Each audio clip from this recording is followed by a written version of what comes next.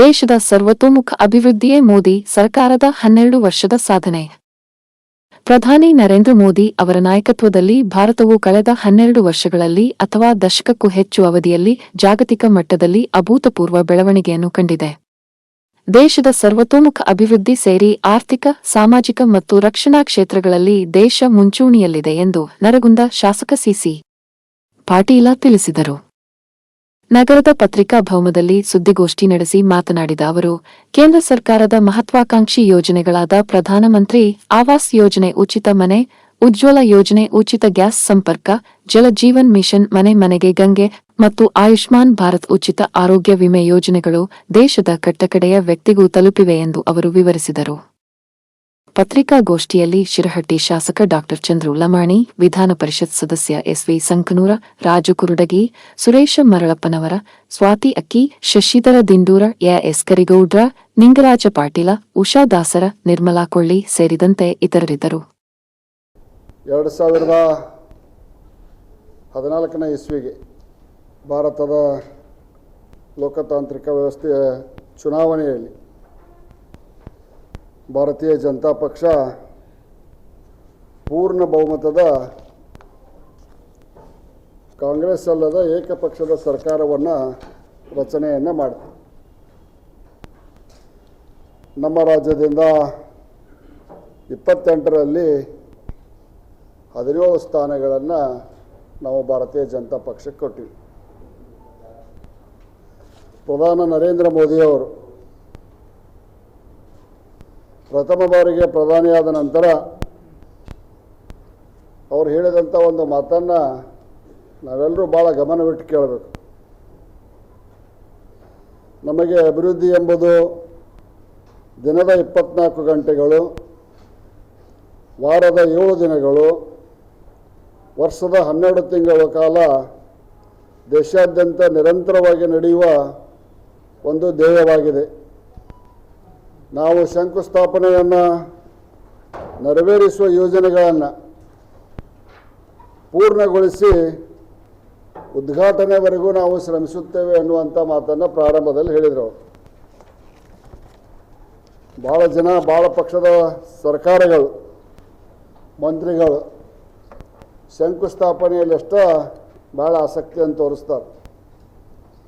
ಉದ್ಘಾಟನೆ ಆಗಬೇಕಂದ್ರೆ ಶಂಕುಸ್ಥಾಪನೆ ಮಾಡಿದಂಥ ಯೋಜನೆ ಸಂಪೂರ್ಣವಾಗಿ ಪೂರ್ಣಗೊಳ್ಳಬೇಕು. ಆದರೆ ಮೋದಿಯವರು ನಾವೇನು ಶಂಕುಸ್ಥಾಪನೆಯನ್ನು ಮಾಡ್ತೇವಲ್ಲ ಅದನ್ನು ಪೂರ್ಣಗೊಳ್ಳುವವರೆಗೂ ನಾವು ಶ್ರಮಿಸಿ ಅದನ್ನು ಉದ್ಘಾಟನೆಯನ್ನು ಮಾಡ್ತೇವೆ ಅನ್ನುವಂಥ ಭಾಳ ಅರ್ಥಗರ್ಭಿತವಾದಂಥ ಮಾತನ್ನು ಹೇಳ್ಯಾರ. ಸಾರ್ವಜನಿಕ ಸೇವೆಯೇ ನಮ್ಮ ಸಂಕಲ್ಪ, ಬಡವರ ಕಲ್ಯಾಣ ಮತ್ತು ಅಂತ್ಯೋದಯವೇ ನಮ್ಮ ಗುರಿ. 2014ರಿಂದ 2026ರವರೆಗೆ 25 ಕೋಟಿ ಜನರಿಗಿಂತಲೂ ಕೂಡ ಬಡತನದ ರೇಖೆಗಳಿಂದ ಮೇಲೆತ್ತುವಂಥ ಕೆಲಸವನ್ನು ಸನ್ಮಾನ್ಯ ನರೇಂದ್ರ ಮೋದಿಜಿಯವರ ಸರ್ಕಾರ ಮಾಡಿದೆ. 81 ಕೋಟಿಗಿಂತ ಅಧಿಕ PM ಗರೀಬ್ ಕಲ್ಯಾಣ ಅನ್ನ ಯೋಜನೆಯಡಿಯಲ್ಲಿ ಉಚಿತ ಆಹಾರ ಧಾನ್ಯವನ್ನು ನಾವು ವಿತರಿಸಿದ್ದೇವೆ. ಅವತ್ತಿನಿಂದ ಇವತ್ತಿನವರೆಗೂ ಪ್ರಧಾನಿಗಳು ಪ್ರತಿ ಬಡತನದ ರೇಖೆಯಿಂದ BPL ಕುಟುಂಬಕ್ಕೆ 5 ಕಿಲೋ ಅಕ್ಕಿಯನ್ನು, ರೇಷನನ್ನು ಕೊಡ್ತಾ ಬಂದಿದ್ದನ್ನು ನಾವು ನೋಡಿದ್ದೇವೆ. ಹಿಂದಿನ ಮಾನ್ಯ ಮುಖ್ಯಮಂತ್ರಿಗಳಾದಂಥ ಸಿದ್ದರಾಮಯ್ಯನವರ ಸರ್ಕಾರ ನಾವು ಕೊಡುವ 5 ಕಿಲೋ ಅಕ್ಕಿಯನ್ನು ಸೇರಿಸಿ ತಾವು 5 ಕಿಲೋ ಕೊಟ್ಟು 10 ಕಿಲೋ ನಾವು ಕೊಡ್ತೇವೆ ಅಂತ ಹೇಳಿದ್ದನ್ನು ಕೂಡ ನಾವು ಇವತ್ತು ನೆನಪಿಸ್ಕೋಬೇಕು ಅನ್ನುವಂಥ ಮಾತನ್ನು ಹೇಳಕ್ಕೆ ಇಚ್ಛಪಡ್ತೇನೆ. 4 ಕೋಟಿ PM ಆವಾಸ್ ಯೋಜನೆಯಡಿ ಸುಭದ್ರ ಮನೆಗಳ ನಿರ್ಮಾಣ, 58 ಕೋಟಿಗಳಿಂದ ಅಧಿಕ ಜನಧನ್ ಖಾತೆಗಳು. ಬಡ ಜನರಿಗೆ ಮೊದಲೇಕ ನ್ಯಾಷನಲೈಸ್ ಬ್ಯಾಂಕ್ ಅಂದರೆ ಗುರ್ತಿದ್ದಿದ್ದಿಲ್ಲ. ಜೀರೋ ಬ್ಯಾಲೆನ್ಸ್ನಲ್ಲಿ ಜನಧನ್ ಖಾತೆಯನ್ನು ಪ್ರಾರಂಭ ಮಾಡಿದರು. ಸುಮಾರು 58 ಕೋಟಿಗಿಂತ ಹೆಚ್ಚು ಕುಟುಂಬಗಳು ಖಾತೆಯನ್ನು ಹೊಂದಿದ್ದು. ಸರ್ಕಾರದಿಂದ ಬರುವಂಥ ಸವಲತ್ತುಗಳು ಮೊದಲ ತಹಸೀಲ್ದಾರ್ ಆಫೀಸಿಗೆ, ಕೃಷಿ ಆಫೀಸಿಗೆ, ಮೀನುಗಾರಿಕೆಗೆ, ಬೇರೆ ಬೇರೆ ಇಲಾಖೆಗೆ ಬರ್ತಿದ್ದು. ಆ ಸವಲತ್ತನ್ನು ಸರ್ಕಾರದಿಂದ ಬಿಡುಗಡೆಯಾದಂಥ ಸಹಾಯಧನವನ್ನು ಆ ವ್ಯಕ್ತಿ ಪಡ್ಕೋಬೇಕಾದ್ರೆ ಅಲ್ಲಿ ಲಂಚ ಮತ್ತು ರಿಶ್ವತ್ತುಗಳನ್ನು ಕೊಡಬೇಕಾಗಿತ್ತು. ಆದರೆ ಇವತ್ತು ಜನಧನ್ ಖಾತೆ ಮಾಡಿದ್ರಿಂದ ನೇರವಾಗಿ ಡೈರೆಕ್ಟ್ ಬೆನಿಫಿಷರೀಸ್ ಟ್ರಾನ್ಸ್ಫರ್ DBT ಅಂತ ಏನು ಕರಿತೀವಲ್ಲ, ಆ ಮೂಲಕ ಮಾಡಿ ಭ್ರಷ್ಟಾಚಾರ ನಿರ್ಮೂಲನೆಗೆ ಪ್ರಥಮ ಒಂದು ಅಡಿಪಾಯವನ್ನು ಜನಧನ್ ಯೋಜನೆ ಮುಖಾಂತರ ಮಾನ್ಯ ಪ್ರಧಾನಿಗಳು ಹಾಕಿದರು. 21 ಕೋಟಿಗಳಿಗಿಂತ ಹೆಚ್ಚು ಶೌಚಾಲಯಗಳನ್ನು 5 ಲಕ್ಷ ಗ್ರಾಮಗಳು ಬಯಲು ಶೌಚ ಮುಕ್ತ ಅಂತೇಳಿ ಘೋಷಣೆಯನ್ನು ಕೇಂದ್ರ ಸರ್ಕಾರ ಮಾಡಿತು. ವಿಶೇಷವಾಗಿ ನಮ್ಮ ತಾಯಂದಿರು, ನಮ್ಮ ಸಹೋದರಿಯರು ಹಳ್ಳಿಗಾಡಿನಲ್ಲಿ ಬಯಲು ಶೌಚಕ್ಕೆ ಹೋಗ್ತಿದ್ರು, ಅದರ ಹಿಂಸೆಯನ್ನು ಅನುಭವಿಸ್ತಿದ್ರು.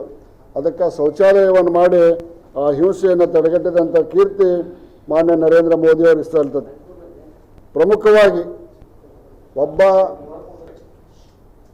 ಈ ದೇಶದ ಒಬ್ಬ ಶ್ರೀಮಂತ ವ್ಯಕ್ತಿ ಎಷ್ಟು ಶುದ್ಧವಾದಂಥ ಎಷ್ಟು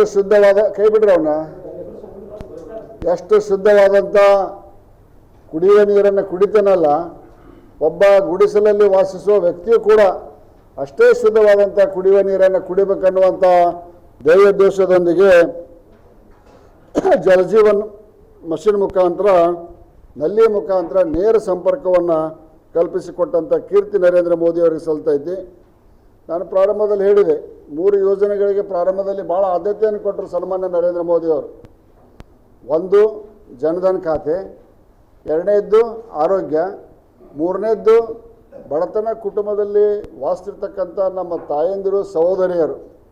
ಅವರ ದಿನದ ಕೆಲಸ ಏನಾಗಿತ್ತಪ್ಪ ಅಂದರೆ ನಾಳೆಗೆ ಅಡುಗೆ ಮಾಡೋಕ್ಕೆ ಕಟ್ಟಿಗೆ ಹಾಕ್ಕೊಂಬರೋದು, ಕೂಳು ಹಾಕ್ಕೊಂಬರೋದು, ಮುಳ್ಳು ಹಾಕ್ಕೊಂಬರೋದು, ತಂದು ಅವನು ಇಟ್ಕೊಂಡು ಮಳೆಗಾಲದಾಗ ಒಂದು ಜೋಪಾನ ಮಾಡಿ ಮತ್ತೆ ಅಡುಗೆ ಮಾಡಿ ಅದರ ಹೊಗೆಯಿಂದ ತನ್ನ ಆರೋಗ್ಯವನ್ನು ಕೆಡಿಸ್ಕೊಂಡು ತನ್ನ ಕುಟುಂಬದ ಸದಸ್ಯರಿಗೆ ರುಚಿಕರವಾದಂಥ ಪೌಷ್ಟಿಕವಾದಂಥ ಆಹಾರವನ್ನು ಕೊಡ್ತಿದ್ರು. ಆ ಹೊಗೆಯಿಂದ ಆಕೆ ಆರೋಗ್ಯ ಕೆಡ್ತಿತ್ತು. ಅದನ್ನು ತಪ್ಪಿಸಲಿಕ್ಕೆ LPG ಯೋಜನೆಯನ್ನು ಜಾರಿಗೆ ತಂದು ಬಡವರಿಗೆ ಪ್ರಧಾನಮಂತ್ರಿ ಉಜ್ವಲ್ ಯೋಜನೆ ಅಂತ ಹೊಗೆ ಮುಕ್ತ ಅಡುಗೆ ಮನೆ, ಸ್ಮೋಕ್ಲೆಸ್ ಕಿಚನ್ ಮಾಡಿದಂಥ ಕೀರ್ತಿ ನರೇಂದ್ರ ಮೋದಿಯವರಿಗೆ ಸಲ್ತೈತಿ ಅನ್ನುವಂಥ ಮಾತನ್ನು ಹೇಳ್ತಾ, ಸಣ್ಣ ಉದ್ಯಮದಾರರಿಗೆ ಮುದ್ರಾ ಸಾಲದ ಮುಖಾಂತರ 57 ಕೋಟಿಗಿಂತ ಅಧಿಕ, ಬೀದಿ ವ್ಯಾಪಾರಸ್ಥರಿಗೆ PM ಸ್ವನಿಧಿ 74 ಲಕ್ಷ ಕೋಟಿ. ಅಂದರೆ ಮೋದಿ ಸರ್ಕಾರದ, ಮೋದಿಯವರ ಯೋಜನೆ ಇಂಥ ವರ್ಗಕ್ಕೆ ತಲುಪಿಲ್ಲ ಅನ್ನುವಂಗಿಲ್ಲ. ಬೀದಿ ಬಳಿ ವ್ಯಾಪಾರ ಮಾಡುವಂಥವರು ಸಹಿತ PM ಸ್ವನಿಧಿಯಿಂದ ತಮ್ಮ ಜೀವನವನ್ನು ಸುಧಾರಿಸಿಕೊಂಡಿದ್ದನ್ನು ನಾವು ಕಾಣ್ತೇವೆ. ಸ್ಟ್ಯಾಂಡಪ್ ಇಂಡಿಯಾದ ಮುಖಾಂತರ 15,000 ಕೋಟಿಗಿಂತ ಹೆಚ್ಚು ಪರಿಶಿಷ್ಟ ಪಂಗಡ ಮತ್ತು ಪರಿಶಿಷ್ಟ ಜಾತಿ ಉದ್ಯಮಗಳಿಗೆ ಕೆಲಸವನ್ನು ಕೊಟ್ಟಿದೆ. ಬಡವರ ಕಲ್ಯಾಣಕ್ಕಾಗಿ ರೈತ ಕಲ್ಯಾಣ PM ಕಿಸಾನ್ ಯೋಜನೆ ವರ್ಷಕ್ಕೆ 6,000 ರೂಪಾಯಿ, 2,000 ರೂಪಾಯಿದಂತ 3 ಕಂತಿನೊಳಗೆ 4.3 ಲಕ್ಷ ಕೋಟಿ ರೂಪಾಯಿಗಳನ್ನು ಇದುವರೆಗೆ ನಾವು ಕೊಟ್ಟೇವೆ. 90% ರಾಸಾಯನಿಕ ಗೊಬ್ಬರಕ್ಕೆ ಸಬ್ಸಿಡಿಯನ್ನು ಕೊಡ್ತಾ ಇದ್ದೇವೆ. PM ಫಸಲ್ ಬಿಮಾ ಯೋಜನೆ ಅಡಿಯಲ್ಲಿ 63% ಫಲಾನುಭವಿಗಳು ಪರಿಶಿಷ್ಟ ಜಾತಿ, ಪರಿಶಿಷ್ಟ ಪಂಗಡ, OBC ವರ್ಗದವರು ಸೇರ್ಯಾರ. ನಮ್ಮ ಸಿದ್ದರಾಮಯ್ಯನವ್ರ ಸರ್ಕಾರ ಅಹಿಂದ ಸರ್ಕಾರ ಅಂತ ಹೇಳ್ತಿತ್ತು. PM ಕಿಸಾನ್ ಯೋಜನೆ ಒಳಗೆ, ಫಸಲ್ ಬಿಮಾ ಯೋಜನೆ ಒಳಗೆ 63% ಅಹಿಂದ ವರ್ಗದ ಜನ ಐತೆ ಅನ್ನೋದನ್ನು ನಾವು ಬರಿಬಾರ್ದು. ಅಹಿಂದ ನಾಯಕ ನಾವು ಅವರು ಅನ್ನೋದನ್ನು ಜನ ತೀರ್ಮಾನ ಮಾಡ್ಬೇಕಂತ ನಾನು ನಿಮ್ಮ ಮುಖಾಂತರ ಕೇಳ್ಕೊತೇನೆ. 71% ಆಹಾರಧಾನ್ಯದಲ್ಲಿ ಉತ್ಪಾದನೆಯನ್ನು ಕಂಡಿದ್ದೇವೆ ಅನ್ನುವಂಥ ಮಾತನ್ನು ಹೇಳ್ತಾ, ವಾರ್ಷಿಕ ಆದಾಯ ತಲಾ 86,000 ರೂಪಾಯಿಗಳಿಗೆ ಹೆಚ್ಚಿ 2 ಲಕ್ಷ ಕೋಟಿ ರೂಪಾಯಿಗಳನ್ನು ದಾಟಿದೆ. ಮುಖ್ಯವಾಗಿ ಮೊನ್ನೆ ಈಗ ಒಂದು 5-6 ತಿಂಗಳಿಂದ ನರೇಂದ್ರ ಮೋದಿಯವರು ಘೋಷಣೆ ಮಾಡಿದಂಥದ್ದು, ಎಲ್ಲ ಮನೆಗೂ ಕರೆಂಟ್ ಬಿಲ್ಲಿಂದ ಮುಕ್ತಿ ಸಿಗಬೇಕು, 24x7 ಕರೆಂಟ್ ಸಿಗಬೇಕಂತೇಳಿ PM ಸೂರ್ಯಘರ್ ಯೋಜನೆ ಅಡಿಯಲ್ಲಿ 1 ಕೋಟಿಗಿಂತ ಹೆಚ್ಚು ಮನೆಗಳಿಗೆ ಅವರ ಚಾವಣಿಯ ಮೇಲ್ಛಾವಣಿಯಲ್ಲಿ ಸೋಲಾರನ್ನು ಹಾಕ್ಕೊಳ್ಳಿಕ್ಕೆ ಒಂದು ವ್ಯವಸ್ಥೆಯನ್ನು ಮಾಡಿದ್ದನ್ನು ಕೂಡ ನಾವು ನೋಡ್ಬೋದು ಅನ್ನುವಂಥ ಮಾತನ್ನು ಹೇಳ್ತಾ, ವಿಶ್ವಕರ್ಮ ಯೋಜನೆ ಅಡಿಯಲ್ಲಿ, ಪ್ರಧಾನಮಂತ್ರಿ ವಿಶ್ವಕರ್ಮ ಯೋಜನೆ ಅಡಿಯಲ್ಲಿ 30 ಲಕ್ಷ ಕುಶಲಕರ್ಮಿಗಳಿಗೆ ನೇರವಾಗಿ ಅವರ ಸಬಲೀಕರಣಕ್ಕೆ, ಅವರ ಉದ್ಯೋಗ ಅವಕಾಶಕ್ಕೆ ಅವಕಾಶ ಮಾಡಿಕೊಟ್ಟೇವೆ. ಮಹಿಳಾ ಸಬಲೀಕರಣಕ್ಕೆ ಆಸ್ಪತ್ರೆ ಕೊಟ್ಟೇವೆ. ಆಸ್ಪತ್ರೆಗಳಲ್ಲಿ ಹೆರಿಗೆ ಏರಿಕೆ 68ರಿಂದ 98% ಆಗಿದೆ. ವಿಶೇಷವಾಗಿ ಭದ್ರತಾ ಪಡೆಗಳಲ್ಲಿ ಮಹಿಳಾ ಅಧಿಕಾರಿಗಳ ಸಂಖ್ಯೆ 3,000ದಿಂದ 11,000ಕ್ಕೆ ಏರಿಸಿದೆ. ವೇತನ ಮಾತೃತ್ವ 12ರಿಂದ 26 ವಾರಗಳು. ಯುವಶಕ್ತಿಗಾಗಿ ಸಾಕಷ್ಟು ಯೋಜನೆಗಳನ್ನು ಜಾರಿ ಮಾಡಿ, ಮುಖ್ಯವಾಗಿ ರಾಷ್ಟ್ರ ನಿರ್ಮಾಣವೇ ಏಕೈಕ ಗುರಿ, ಬಿಲ್ಡಿಂಗ್ ಆಫ್ ದ ನೇಷನ್ ಅಂತೇನು ನಾವು ಕರಿತೀವಿ, that is the most important ಅಂತ ನಿಟ್ಟಿನಲ್ಲಿ 26 ನಗರಗಳಲ್ಲಿ ಮೋಸ್ಟ್ ಇಂಪಾರ್ಟೆಂಟ್ ಮೆಟ್ರೋ ಸೇವೆಗಳು, ಅಭೂತಪೂರ್ವವಾದಂಥ ನಗರಾಭಿವೃದ್ಧಿ, 164 ವಂದೇ ಭಾರತ್ ರೈಲುಗಳು ಪ್ರಯಾಸ ವೇಗ ಮತ್ತು ಹೆಚ್ಚು ಮಾಡ್ತಾವೆ. ನಿನ್ನೆ ನಾನು ವಂದೇ ಭಾರತ್ ರೈಲಿನೊಳಗೆ ಬಂದೇನೆ, 5.5 ತಾಸಿನೊಳಗೆ ಬೆಂಗಳೂರಿಂದ ಹುಬ್ಬಳ್ಳಿ ಮುಟ್ಟೇನೆ. ನಮ್ಮ ಕಾರ್ನಾಗ ಬಂದ್ರೆ 6.5 ತಾಸು ಬೇಕು. ಹೊಸ ಸಂಸತ್ ಭವನ, ಭಾರತ್ ಮಂಟಪ್, ಯಶೋಭೂಮಿ, ನವಭಾರತ ಸಂಕೇತಗಳು, ಚನಾಬ್ ಸೇತುವೆ, ಪಂಜನ ಸೇತುವೆ, ಅಟಲ್ ಸುರಂಗ ಸೇತುವೆ, 100 ಮೂಲ ಸೌಕರ್ಯ ಯೋಜನೆಗಳಿಂದ ಅಭಿವೃದ್ಧಿಗೆ ವೇಗವನ್ನು ನಾವು ಪಡ್ಕೊಂಡಿದ್ದೇವೆ ಅನ್ನುವಂಥ ಮಾತನ್ನು ಹೇಳ್ತಾ, ಮೂಲ ಸೌಕರ್ಯದ ವೆಚ್ಚ 6 ಪಟ್ಟು ಹೆಚ್ಚು, 2 ಲಕ್ಷ ಕೋಟಿಯಿಂದ 12.2 ಲಕ್ಷ ಕೋಟಿಗೆ ಮೂಲ ಸೌಕರ್ಯಕ್ಕೆ ಕೇಂದ್ರ ಸರ್ಕಾರ ಹಣವನ್ನು ವ್ಯಯ ಮಾಡ್ತಾ ಇದೆ. ಬ್ರಾಡ್ಗೇಜ್ ರೈಲು 99% 6 ಭಾಗ ವಿದ್ಯುದೀಕರಣವಾಗಿದೆ ರೈಲುಗಳಿವತ್ತು. 99.6% ಇವತ್ತು ಭಾರತದಲ್ಲಿ ಸಂಚರಿಸ್ತಿರ್ತಕ್ಕಂಥ ಎಲ್ಲ ರೈಲುಗಳು ವಿದ್ಯುತ್ ಚಾಲಿತ ರೈಲುಗಳಾಗ್ಯಾವ. ಅಷ್ಟೊಂದು ಸರ್ಪ್ಲಸ್ ಹೊಗೆ ರಹಿತ ರೈಲು ಒಂದಾದ ಕಡೆ ಅಷ್ಟು ಸರ್ಪ್ಲಸ್ ವಿದ್ಯುತ್ತನ್ನು ಉತ್ಪಾದನೆ ಮಾಡಿದಂಥ ಕೀರ್ತಿ ಸಹಿತ ಸನ್ಮಾನ್ಯ ನರೇಂದ್ರ ಮೋದಿ ಸರ್ಕಾರಕ್ಕೆ ಸಲ್ತೈತಿ ಅನ್ನುವಂಥ ಮಾತನ್ನು ಹೇಳ್ತಾ, 2025-26ರಲ್ಲಿ ಭಾರತದ GDP 345 ಲಕ್ಷ ಕೋಟಿಗಿಂತ ಹೆಚ್ಚು, ವಿದೇಶಿ ವಿನಿಮಯ ಸಂಗ್ರಹ 67 ಲಕ್ಷ ಕೋಟಿ ರೂಪಾಯಿಗಳು, ನೇರ ತೆರಿಗೆ ಸಂಗ್ರಹ 27 ಲಕ್ಷ ಕೋಟಿ, 2014ರಿಂದ 2025 ನಡುವೆ FDI 70 ಲಕ್ಷ ಕೋಟಿ, ಉತ್ಪಾದನೆ ಮತ್ತು ಉದ್ಯೋಗ IPL ಯೋಜನೆ ಮಾರ್ಚ್ 26ರೊಳಗೆ 20 ಲಕ್ಷ ಕೋಟಿ ರೂಪಾಯಿ. ಈ ರೀತಿಯಾಗಿ ಎಲ್ಲ ರಂಗಗಳಲ್ಲಿಯೂ ನರೇಂದ್ರ ಮೋದಿಯ ಸರ್ಕಾರ ಒಂದು ಅಭೂತಪೂರ್ವವಾದಂಥ ದಾಖಲೆಯನ್ನು ಸಾಧಿಸಿ ವಿದೇಶಾಂಗ ನೀತಿಯಲ್ಲಿ G20ರ ಅಧ್ಯಕ್ಷತೆಯನ್ನು ವಹಿಸಿಕೊಂಡರು. 39 ಹೊಸ ರಾಯಭಾರಿ ಕಚೇರಿಗಳು, 99 ಭಾರತ ಐರೋಪ್ಯ ಒಕ್ಕೂಟ, 100% ಭಾರತ ನ್ಯೂಜಿಲೆಂಡ್ STA ಎಲ್ಲ ಸುಂಕ ವಿಭಾಗಗಳ ಮೇಲಿನ ಆಮದು ಸುಂಕು ರದ್ದು. ಪಾರಂಪರಿಕ ವಿಷಯಗಳಿಗೆ ಬಂದರೆ,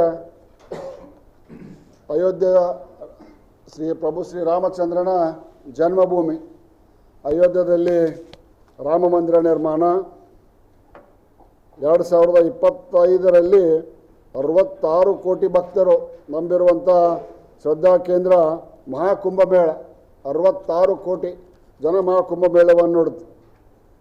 ಸ್ವದೇಶಿ ದರ್ಶನ್ 75 ಯೋಜನೆಗಳು ಪೂರ್ವಗೊಂಡಿವೆ.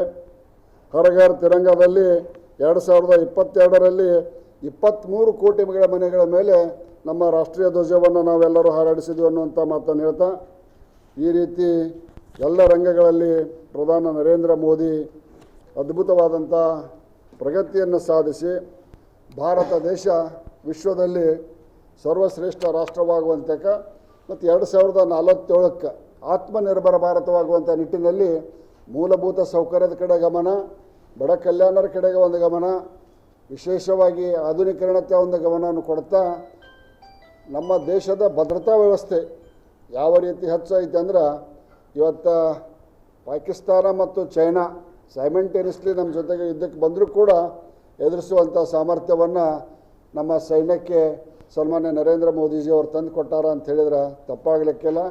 ಪಹಲ್ಗಾಮದಲ್ಲಿ ನಡೆದಂಥ ಉಗ್ರ ದಾಳಿಗೆ ಕೊಟ್ಟಂಥ ದಿಟ್ಟ ಉತ್ತರ ಪಾಕಿಸ್ತಾನ ಅದರಿಂದ ಇನ್ನೂ ಚೇತರಿಸ್ಕೊಳ್ಳಿಕ್ಕೆ ಸಾಧ್ಯ ಇಲ್ಲದಂಥ ಉತ್ತರವನ್ನು ಕೊಟ್ಟು ಅಷ್ಟೊಂದು ನಮ್ಮ ಮಿಲಿಟರಿ ಶಕ್ತಿಯನ್ನು, ಭೂಸೇನೆ ಇರ್ಬೋದು, ವಾಯುಸೇನೆ ಇರ್ಬೋದು, ಜಲಸೇನೆ ಇರ್ಬೋದು, ಎಲ್ಲ ಸೇನೆಗಳಿಗೂ ಪರಮಾಧಿಕಾರವನ್ನು ಕೊಟ್ಟು, ಹಿಂದಿನ UPA ಸರ್ಕಾರದಲ್ಲಿ ಶತ್ರು ರಾಷ್ಟ್ರದಿಂದ ಒಂದು ಗುಂಡು ನಮ್ಮ ಕಡೆ ಬಂದ್ರೆ ನಮ್ಮ ಸೈನಿಕರು ರಾಷ್ಟ್ರಪತಿ ಪರ್ಮಿಷನನ್ನು ಕೇಳಬೇಕಾಗಿತ್ತು. ಆದರೆ ಇವತ್ತು ಒಂದು ಗುಂಡು ಬಂದ್ರೆ ಹೊಳ್ಳೆ 3 ಗುಂಡು ಹೊಡೆಯುವಂಥ ಅಧಿಕಾರವನ್ನು ನಮ್ಮ ಸೈನ್ಯಕ್ಕೆ ಕೊಟ್ಟು ಯಾವುದೇ ವಿದೇಶ ಶಕ್ತಿಗಳು ನಮ್ಮ ಕಡೆ ನುಸುಳದ ಹಾಗೆ ಮಾಡ್ಯಾರ. ಮತ್ತು ಮೊನ್ನೆ ನಡೆದಂಥ ಬಾಂಗ್ಲಾ ಚುನಾವಣೆಯಲ್ಲಿ, ಪಶ್ಚಿಮ ಬಂಗಾಳ ಚುನಾವಣೆಯಲ್ಲಿ ಗೆದ್ದ ನಂತರ ಈ ದೇಶದ ಭದ್ರತೆಗೆ ಏನೊಂದು ಆತಂಕ ಇತ್ತಲ್ಲ, ಬಾಂಗ್ಲಾದೇಶದ ವಲಸಿಗರು ಬರುವಂಥ ಪಶ್ಚಿಮ ಬಂಗಾಳ ಮತ್ತು ಬಾಂಗ್ಲಾದೇಶದ ಗಡಿ ಅದಕ್ಕೆ ಅಧಿಕಾರಕ್ಕೆ ಬಂದ 24 ಗಂಟೆಗಳ ಒಳಗಾಗಿ ಆ ಎಲ್ಲ ಜಾಗವನ್ನು ಮಿಲಿಟ್ರಿಗೆ ಹಸ್ತಾಂತರ ಮಾಡಿ 24/7 ಕಣ್ಗಾವಲಿನ ಬೇಲಿ ಹಾಕುವಂಥ ಕಾರ್ಯವನ್ನು ನಿರ್ಮಾಣ ಮಾಡ್ತಿದ್ದಾರೆ. ಇದರಿಂದ ವಲಸಿಗರ ಸಂಖ್ಯೆ ಕಡಿಮೆ ಆಗ್ತೈತಿ. ಕಡಿಮೆ ಅಲ್ಲ, ಜೀರೋ ಆಕೈತಿ. ವಲಸಿಗರ ಸಂಖ್ಯೆ ಜೀರೋ ಆಯ್ತು ಅಂದ್ರೆ ನಮ್ಮ ದೇಶದ ಭದ್ರತೆ ಅತ್ಯಂತ ಸುರಕ್ಷಿತವಾಗಿರ್ತೈತಿ ಅನ್ನುವಂಥ ಮಾತನ್ನು ಹೇಳ್ತಾ, ಭಾಳ ದಿವಸಗಳಿಂದ ಹಲವಾರು ಬೇರೆ ಬೇರೆ ಕಡೆಯಿಂದ ಬಂದ ಜನ ಇಲ್ಲಿ ವೋಟ್ ಹಾಕ್ತಿದ್ರು, ಅಲ್ಲಿ ವೋಟ್ ಹಾಕ್ತಿದ್ರು. ಸ್ಪೆಷಲ್ ಇಂಟೆನ್ಸಿವ್ ರಿವಿಷನ್ ಅಂಥೇಳಿ SIR ಮೂಲಕ ಒಬ್ಬ ಅರ್ಹ ಮತದಾರನಿಗೆ ಭಾರತದ ಒಂದು ಮತಗಟ್ಟೆಯಲ್ಲಿ ಮತದಾನದ ಹಕ್ಕು. ಮತದಾನದಿಂದ ಯಾರೂ ವಂಚಿತರಾಗಬಾರ್ದು. ಆದರೆ 2-3 ಕಡೆ ವೋಟ್ ಹಾಕುವಂಥ ವ್ಯವಸ್ಥೆ ತಪ್ಪಬೇಕು. ನಮ್ಮ ದೇಶದ ನಾಗರಿಕರಲ್ಲದವರು ಬಂದು ವೋಟ್ ಹಾಕಬಾರ್ದು ಅನ್ನುವಂಥದ್ರಿಂದ SIR ಪ್ರಕ್ರಿಯೆ ಜಾರಿಯಲ್ಲಿದೆ. ಇದೇ ತಿಂಗಳ 26ರಿಂದ ಕರ್ನಾಟಕ ರಾಜ್ಯದಲ್ಲಿ ಕೂಡ SIR ಪ್ರಕ್ರಿಯೆ ಪ್ರಾರಂಭ ಆಕೈತಿ ಅನ್ನುವಂಥ ಮಾತನ್ನು ಹೇಳಿ, ಈ ಸಂದರ್ಭದಲ್ಲಿ ದೇಶವನ್ನು ಸಮಗ್ರವಾಗಿ ಮುನ್ನಡೆಸಿದಂಥ ಅತ್ಯಂತ ಹೆಚ್ಚು ಕಾಲ 14 ವರ್ಷಗಳ ಕಾಲ ದೀರ್ಘ ಚುನಾಯಿತ ಪ್ರತಿನಿಧಿ ನೆಹರು ಅವರು ಮೊದಲೇ ಸರಿಯಾಗಿದ್ದು ಚುನಾಯಿತ ಪ್ರತಿನಿಧಿ ಅಲ್ಲ, nominated prime minister Narendra Modi ಅವರು ಚುನಾಯಿತ ಪ್ರತಿನಿಧಿಯಾಗಿ ನೆಹರು ಅವರ ದಾಖಲೆಯನ್ನು ಮುರಿದಾರ. ಎಲ್ಲ ಪ್ರಧಾನಿಗಳ ದಾಖಲೆಯನ್ನು ನೆಹರು ಮೋದಿಜಿಯವರು ಮುರಿಲಿ ಅಂತ ಹಾರೈಸಿ, ನಾವು ಸಾಮಾನ್ಯ ಬೊಮ್ಮಾಯಿ ಅವರ ನೇತೃತ್ವದಲ್ಲಿ, ನಮ್ಮ ಅಧ್ಯಕ್ಷರಾದಂಥ ರಾಜೀವ್ ಕೂಡಿಗೆ ಅವರ ನೇತೃತ್ವದಲ್ಲಿ, ಸಂಕನೂರು ಇರ್ಬೋದು, ಚಂದ್ರು ಲಮಾನ್ ಇರ್ಬೋದು, ನಮ್ಮ ಪಕ್ಷದ ಎಲ್ಲ ಹಿರಿಯರು ಕೂಡ್ಕೊಂಡು ಗದಗದಲ್ಲಿ ವೀರನಾರಾಯಣ ಗುಡಿಯಲ್ಲಿ ಪ್ರಧಾನಮಂತ್ರಿ ನರೇಂದ್ರ ಮೋದಿಜಿ ಅವರಿಗೆ ಆಯುಷ್ಯ ಆರೋಗ್ಯವನ್ನು ಕೊಟ್ಟು ದೇಶವನ್ನು ಸುದೀರ್ಘ ಕಾಲ ಇನ್ನಷ್ಟು ಮುನ್ನಡೆಸುವಂಥ ಶಕ್ತಿಯನ್ನು ಕೊಡಲಿ ಅಂತ ನಾವೆಲ್ಲರೂ ಕೂಡ ವಿಶೇಷ ಪೂಜೆಯನ್ನು ಕೂಡ ನಾವು ಮಾಡಿದ್ದೇವೆ. ವಿಜ್ಞಾನಿಗಳಿಗೆ ಸವಾಲು, ಆ ವೈರಸ್ ತಡಿಬೇಕಾದ್ರೆ ಏನು ಅದೇ ರೋಗ ಪ್ರತಿರೋಧಕ ಶಕ್ತಿಯನ್ನು ಹೆಚ್ಚು ಮಾಡಬೇಕು ಅನ್ನುವಂಥದ್ದು ಮಾಹಿತಿ ಇಲ್ಲ. ಜಗತ್ತಿಗೆ ಹೊಸ ಸೋಂಕು. ಅಂಥದ್ರಲ್ಲಿ ಕೆಲವು ದಿನಗಳಲ್ಲಿ ರೆಮ್ಡಿಸಿವಿರ್ ಮತ್ತು ಕೋವ್ಯಾಕ್ಸಿನ್ನ ಲಸಿಕೆಗಳನ್ನು ಕಂಡುಹಿಡೋದು ಬಹುತೇಕ ಜಗತ್ತಿನ ಎಲ್ಲ ದೇಶಗಳಿಗೆ, ಕೆಲವೊಂದು ದೇಶಗಳನ್ನು ಬಿಟ್ಟು ನಮ್ಮ ದೇಶದ ಜನಗೆ ಪುಕ್ಕಟ್ಟಿಯಾಗಿ ಹಾಕಿದರು. 130 ಕೋಟಿ ಜನಸಂಖ್ಯೆಯ ದೇಶಕ್ಕೆ 2 ರೌಂಡ್ಸ್ 2 ರೌಂಡ್ ಲಸಿಕೆಗಳನ್ನು ಮುಫ್ತ್ ವಿದೌಟ್ ಒಂದು ಪೈಸಾ ತಗೊಳ್ಳಾರ್ದನ ಲಸಿಕೆಗಳನ್ನು ಹಾಕಿದಂಥ ಕೀರ್ತಿ ನರೇಂದ್ರ ಮೋದಿ ಸಲ್ತೈತೆ ಅಲ್ದನ ಜಗತ್ತಿನ ಜನರ ಪ್ರಾಣ ಉಳಿಸಾಕ ಬೇರೆ ದೇಶಗಳಿಗೂ ಕೂಡ ನಾವು ರಫ್ತಾನು ಮಾಡಿದ್ವು. ಬೇರೆದವ್ರು ಹೇಳ್ತಿದ್ರು ಆಕಸ್ಮಿಕ ಭಾರತಕ್ಕೆ ಕೋವಿಡ್ ಬಂದರೆ ಜನ ರಸ್ತೆದಾಗ ಬೀಳ್ತಾವಂತ ನಮ್ಮ ಕಾಂಗ್ರೆಸ್ನವರೇ ಹೇಳ್ತಿದ್ರು. ಯಾರು ಆ ಲಸಿಕೆಗಳನ್ನು ಟೀಕೆ ಮಾಡಿದ್ರಲ್ಲ ಅವರು ಚಾದರ್ ಹೊಚ್ಕೊಂಡು ವಸ್ತ್ರ ಹೊಚ್ಕೊಂಡು ರಾತ್ರಿ ಹೋಗಿ ವ್ಯಾಕ್ಸಿನ್ ಹಾಕಿಸ್ಕೊಂಬಂದು ಚಂದ್ರು. ಯಾರು NDA ಮಿತ್ರ ಪಕ್ಷದ ಘಟಾನುಘಟಿ ನಾಯಕರು ಹೇಳ್ತಿದ್ರಲ್ಲ, ಇಂಡಿ ಮೈತ್ರಿಕೂಟದವರು, ಇಂಡಿ ಟೀಕೆ ಮಾಡ್ತಿದ್ರಲ್ಲ ಲಸಿಕೆಯನ್ನು, ನಮ್ಮ ರಾಜ್ಯದ ಮಾಜಿ ಮುಖ್ಯಮಂತ್ರಿಗಳಂತ ಸಿದ್ದರಾಮಯ್ಯನವರು ಆದಿಯಾಗಿ ಹಿಂಗಾಗಿ ಏನದು ತಾವೆಲ್ಲ ಹೊಚ್ಕೊಂಡು ಈ ಲಸಿಕೆ ಹಾಕಿಸ್ಕೊಂಡು ಬಂದದ್ದು ನಾವೆಲ್ಲ ನೋಡ್ತೇವೆ. ಆ ಲಸಿಕೆಯಿಂದ ಇವತ್ತು ಭಾರತ ದೇಶದ ಕೋವಿಡ್ನಿಂದ, ಕೊರೋನಾದಿಂದ ಸಾವಿನ ಸಂಖ್ಯೆ ಅತ್ಯಂತ ಗಣನೀಯ ಪ್ರಮಾಣದಲ್ಲಿ ಕಡಿಮೆ ಐತೆ ಅನ್ನುವಂಥ ಮಾತನ್ನು ಹೇಳ್ತೇನೆ. ಇಲ್ಲಿವರೆಗೆ ಮಾಜಿ ಸಚಿವರು, ನರಗುಂದ ಮತಕ್ಷೇತ್ರದ ಶಾಸಕರಾಗಿರ್ತಕ್ಕಂಥ ನನ್ನ CC ಪಾಟೀಲರು 12 ವರ್ಷಗಳ ಅವಧಿಯಲ್ಲಿ ನರೇಂದ್ರ ಮೋದಿಜಿಯವರು ಯಾವ್ಯಾವ ಜನಪರವಾದಂಥ ಕಲ್ಯಾಣಕಾರ ಇವತ್ತು ನಮ್ಮ ದೇಶದಲ್ಲಿರ್ತಕ್ಕಂಥ ಯುವಕರಿಗೆ ಉದ್ಯೋಗ ಒದಗಿಸಬೇಕು ಮತ್ತು ಉದ್ಯಮಗಳ ಸ್ಥಾಪನೆ ಮಾಡಿ ಪ್ರೊಡಕ್ಷನ್ ಜಾಸ್ತಿ ಮಾಡಿ ದೇಶದ ಆರ್ಥಿಕ ಸ್ಥಿತಿಯನ್ನು ಹೆಚ್ಚಿಸಬೇಕು ಅನ್ನೋ ವಿಚಾರದೊಳಗೆ ಹೊಸ ಯೋಜನೆಗಳನ್ನು ಜಾರಿಗೆ ತಂದರು. ಪ್ರಮುಖವಾಗಿ ನಾನು 3 ಯೋಜನೆಗಳ ಬಗ್ಗೆ ಪ್ರಸ್ತಾಪ ಮಾಡಲಿಕ್ಕೆ ಬಯಸ್ತೇನೆ. ಸ್ಟಾರ್ಟಪ್ ಇಂಡಿಯಾ ನೋಡಿ, 2014ರ ಪೂರ್ವದೊಳಗೆ ನಮ್ಮ ದೇಶದೊಳಗೆ ಬರೀ 350 ಸ್ಟಾರ್ಟಪ್ ಇದ್ದು. ನರೇಂದ್ರ ಮೋದಿಜಿಯವರು ಈ ಸ್ಟಾರ್ಟಪ್ ಯೋಜನೆಗಳಿಗೆ ಭಾಳ ಪ್ರೋತ್ಸಾಹ ಕೊಟ್ಟು ಸುಮಾರು ಇವತ್ತು 2,30,000 ನೋಂದಣಿ ಆದಂಥ ಸ್ಟಾರ್ಟಪ್ಗಳದಾವೆ. ಇದರ ಮೂಲಕ ಇವತ್ತು ಭಾರತ ದೇಶ ಜಗತ್ತಿನಲ್ಲಿ ಅತ್ಯಂತ ಹೆಚ್ಚು ಸ್ಟಾರ್ಟಪ್ಗಳನ್ನು ಹೊಂದಿದಂಥ ದೇಶ, 3ನೇ ದೇಶ ಅಂತ ತಿಳ್ಕೊಂಡು ಹೆಸರನ್ನು ಇವತ್ತು ಪಡ್ಕೊಂಡಿದೆ. 2ನೇದು ಮುದ್ರಾ ಯೋಜನೆ ಈಗಾಗಲೇ ಪ್ರಸ್ತಾಪ ಮಾಡಿದ್ದಾರೆ. ಮುದ್ರಾ ಯೋಜನೆ ಒಳಗೆ 52 ಕೋಟಿ ಸಾಲವನ್ನು ಕೊಟ್ಟಿದ್ದಾರೆ. 52 ಕೋಟಿ ಸಾಲವನ್ನು ಕೊಟ್ಟಿದ್ದಾರೆ. ಇದರೊಳಗೆ 43,000 ಫಲಾನುಭವಿಗಳಿದ್ದಾರೆ. ಶೇಕಡ 70% ಇದರೊಳಗೆ ಮಹಿಳಾ ಎಂಟರ್ಪ್ರಿನರ್ಸ್ ಅದಾರೆ. ಮತ್ತು ಅತ್ಯಂತ ಕಡಿಮೆ ಬಡ್ಡಿದ್ರಲ್ಲಿ ಕೊಟ್ಟಂಥ ಅದು ಸಾಲಿದು. ಮೂರನೇದ್ದು ಮೇಕ್ ಇನ್ ಇಂಡಿಯಾ. ವಿದೇಶ ಕಂಪನಿಗಳನ್ನು ಇಲ್ಲಿ ನಮ್ಮ ದೇಶದೊಳಗೆ ಬಂಡವಾಳ ಹೂಡಿಕೆಗೆ ಅವರು ಆಹ್ವಾನ ಮಾಡಿದರು. ಬೇರೆ ಬೇರೆ ಕಂಪನಿಗಳು, ಫಾರ್ ಎಕ್ಸಾಂಪಲ್ ಆ್ಯಪಲ್ ಇರ್ಬೋದು, ಸ್ಯಾಮ್ಸಂಗ್ ಇರ್ಬೋದು, ಬೇರೆ ಬೇರೆ ವಿದೇಶ ಕಂಪನಿಗಳು ಇಲ್ಲಿ ಬಂದು ಉದ್ಯೋಗ ಸ್ಥಾಪನೆ ಮಾಡಿ ಸಾಕಷ್ಟು ವಸ್ತುಗಳ ಪ್ರೊಡಕ್ಷನ್ ಆಗಿದೆ. ಒಂದು ಉದಾಹರಣೆ ಕೊಡ್ಲಿಕ್ಕೆ ಬಯಸ್ತೇನೆ ನಾನು.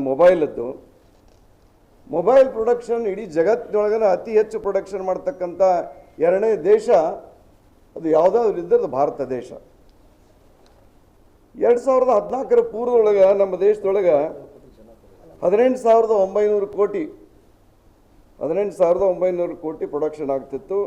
ಇವತ್ತು 5,40,000 ಕೋಟಿ ಇವತ್ತು ಮೊಬೈಲ್ ಪ್ರೊಡಕ್ಷನ್ ಆಗ್ತದೆ. ಇದ್ರ ಜೊತೆಗೆ ನಾನು ಈಗಾಗಲೇ ಹೇಳಿದ ಹಾಗೆ ವೈದ್ಯಕೀಯ ಕ್ಷೇತ್ರದೊಳಗೆ ಮೋದಿಜಿಯವರು ಮಾಡಿದಂಥ ಸಾಧನೆ 2014 ಪೂರ್ವದೊಳಗೆ ನಮ್ಮ ದೇಶದೊಳಗೆ 388 ಮೆಡಿಕಲ್ ಕಾಲೇಜಸ್ ಇದ್ದು. 388. 12 ವರ್ಷಗಳ ಅವಧಿಯೊಳಗೆ ಮೋದಿಜಿಯವರು ಹೊಸದಾಗಿ 319 ಹೊಸ ಮೆಡಿಕಲ್ ಕಾಲೇಜ್ ಸ್ಥಾಪನೆ ಮಾಡಿದರು. ಅಂದರೆ ಒಟ್ಟು ಇವತ್ತು ನಮ್ಮ ದೇಶದೊಳಗೆ 706 ಮೆಡಿಕಲ್ ಕಾಲೇಜ್ ಇದ್ದಾವೆ. ಈ 12 ವರ್ಷಗಳ ಅವಧಿಯೊಳಗೆ 69,352 ಮೆಡಿಕಲ್ ಸೀಟ್ಗಳನ್ನು ಹೆಚ್ಚು ಮಾಡಿದರು. ಮೊದಲಾಗ ಬರೀ 51,348 ಇತ್ತು 14 ಪೂರ್ವದೊಳಗೆ ಮೆಡಿಕಲ್ ಸೀಟ್ಸ್. 51,348 ಹೊಸದಾಗಿ 69,352 ಹೊಸದಾಗಿ ಸೀಟ್ಸ್ ಕೊಟ್ಟರು. ಅಂದ್ರೆ ಇವತ್ತು ನಮ್ಮ ದೇಶದೊಳಗೆ 1,20,700 ಮೆಡಿಕಲ್ ಸೀಟ್ಗಳಾಗುತ್ತೆ. ತಮಗೆಲ್ಲ ಗೊತ್ತಿದ್ದಾಗೆ ಏಮ್ಸ್ ಅಂತ ಕೇಳಿದರಿ. ಅಂದ್ರೆ ಇನ್ನು ಹೈಟೆಕ್ ಏನು ಮೆಡಿಕಲ್ ಸೌಲಭ್ಯಗಳು ಇದ್ದಂತೆ AIIMS, all India institute of medical science 2014 ಪೂರ್ವದೊಳಗೆ ಬರೀ 8 ಇದ್ದು. ಬರೀ 8. ಮೋದಿಜಿಯವರು 12 ವರ್ಷದೊಳಗೆ 16 ಹೊಸ ಏಮ್ಸ್ ಮಾಡಿದರು. ಅಂದರೆ ಇವತ್ತು 24 ಆಗಿದೆ. ನಾವು ಮಾಡಿದ್ದು 16, ಹಿಂದಿದ್ದದ್ದು 8. IITs ಅಂದರೆ ಕ್ವಾಲಿಟಿ ಟೆಕ್ನಿಕಲ್ ಎಜುಕೇಷನ್ ಕೊಡ್ತಕ್ಕಂಥ ಸಂಸ್ಥೆಗಳು ಭಾಳ ಬೇಡಿಕೆ ಅದ. ಇವತ್ತು ಇಂಡಿಯನ್ ಇನ್ಸ್ಟಿಟ್ಯೂಟ್ ಆಫ್ ಟೆಕ್ನಾಲಜಿ ನೋಡಿ 2014 ಪೂರ್ವದೊಳಗೆ ನಮ್ಮ ದೇಶದೊಳಗೆ ಬರೀ 16 ಇದ್ದು. ಹೊಸದಾಗಿ ಮೋದಿಜಿಯವರು 7 ಮಾಡಿದರು. ಅಂದರೆ ಒಟ್ಟು ನಮಗೆ ಧಾರವಾಡಕ್ಕೂ ಒಂದಿದೆ. ಒಟ್ಟು 23 ಇವತ್ತು IITs ಅದಾವೆ. ಇನ್ನು ಸಾಂಪ್ರದಾಯಿಕ ವಿಶ್ವವಿದ್ಯಾಲಯಗಳು 2014 ಪೂರ್ವದೊಳಗೆ ಬರೀ 760 ಇದ್ದು. ಹೊಸದಾಗಿ ಮೋದಿಜಿಯವರು 340 ಆ್ಯಡ್ ಮಾಡಿದರು, ಸೇರಿಸಿದರು 340. ಅಂದರೆ ಒಟ್ಟು ಇವತ್ತು ನಮ್ಮ ದೇಶದೊಳಗೆ 1,110 ಇವತ್ತು ಸಾಂಪ್ರದಾಯಿಕ ವಿಶ್ವವಿದ್ಯಾಲಯಗಳು. ಒಟ್ಟಾರೆ ಮೋದಿಜಿಯವರ ಅವಧಿಯೊಳಗೆ ಎಲ್ಲ ಕ್ಷೇತ್ರದೊಳಗೆ ಸಾಕಷ್ಟು ಸಾಧನೆ ಮಾಡಿ ಇಡೀ ಜಗತ್ತು ಇವತ್ತು ನಮ್ಮ ಕಡೆ ನೋಡೋ ಹಾಗೆ ಅವರು ಸಾಧನೆಯನ್ನು ಮಾಡಿದ್ದಾರೆ ಅನ್ನೋ ಮಾತನ್ನು ಈ ಸಂದರ್ಭದಲ್ಲಿ ಹೇಳ್ತಾ, ಕೊನೆಯದಾಗಿ ಹೇಳೋದೇನಪ್ಪ ಅಂದ್ರೆ ನಮಗೆ ಸ್ವತಂತ್ರ ಸಿಕ್ಕು 80 ವರ್ಷ ಆಗ್ಯದ. 80 ವರ್ಷದ ಅವಧಿಯೊಳಗೆ ಕಾಂಗ್ರೆಸ್ ಆಳಿದ್ದು 58 ವರ್ಷ, ಸುಮಾರು 58 ವರ್ಷಗಳಿಗೆ ಕಾಂಗ್ರೆಸ್ ಸರ್ಕಾರ ಮಾಡಲೇ ಇರಲಾರ್ದಂಥ ಸಾಧನೆಗಳನ್ನು 12 ವರ್ಷದೊಳಗೆ ನರೇಂದ್ರ ಮೋದಿಜಿಯವರು ಮಾಡಿದ್ದಾರೆ ಅನ್ನೋ ಮಾತನ್ನು ಈ ಸಂದರ್ಭದೊಳಗೆ ನಾನು ಹೇಳಕ್ಕೆ ಬಯಸ್ತೇನೆ. ಕೋಟಿಗಿಂತ ಹೆಚ್ಚು ಕೋವಿಡ್ ಲಸಿಕೆ. ಕೇಂದ್ರದ ತೆರಿಗೆ ಹಂಚಿಕೆಯಲ್ಲಿ 262% ಹೆಚ್ಚಳ. ದಯವಿಟ್ಟು ಬರ್ಕೋರಿ. ಅದು UPA ಸರ್ಕಾರದ ಅವಧಿಯೊಳಗೆ 2004ರಿಂದ 2014 ಅವಧಿಯೊಳಗೆ 81,794 ಕೋಟಿ ಇತ್ತು ನಮಗೆ. 2010ರಿಂದ 14 81,794 ಕೋಟಿ. ಮೋದಿ ಸರ್ಕಾರದ 2014ರಿಂದ 24 ಅವ್ರದ್ದು 10 ವರ್ಷ ಹಿಡಿದೇವೆ, ನಮ್ಮದು 10 ವರ್ಷ ಹಿಡಿದೇವೆ. ಕರ್ನಾಟಕಕ್ಕೆ ಸಿಕ್ಕ ತೆರಿಗೆ ಹಂಚಿಕೆ 2,96,730 ಕೋಟಿ. 2,96,730 ಕೋಟಿ, ಅಂದರೆ ಒಟ್ಟಿಗೆ 262.78% ಹೆಚ್ಚಳ ಆಯಿತು. ಟೀಕಾ ಮಾಡ್ತಾರೆ ಮತ್ತು ನಮ್ಮನ್ನು ಕೇಂದ್ರದಿಂದ ಬರಬೇಕಾಗಿದ್ದು ನಮಗೆ ಬಂದಿಲ್ಲ ಅಂತ ಸನ್ಮಾನ್ಯ ಸಿದ್ದರಾಮಯ್ಯನವರಾಗಲಿ, ಹಿರಿಯ ನಾಯಕರಾದಂಥ ಖರ್ಗೆಯವರಾಗಲಿ, UPA ಸರ್ಕಾರದ 10 ವರ್ಷ 81,700, ನಮ್ಮ 10 ವರ್ಷ 2014ರಿಂದ 24, 25, 26 ಬಿಟ್ಟಿದ್ದು 2,96,730. ರಾಷ್ಟ್ರೀಯ ಹೆದ್ದಾರಿ 8,191 ಕಿಲೋಮೀಟರ್ ನಾವು ಮಾಡಿದ್ದು, 8,191 ಕಿಲೋಮೀಟರ್.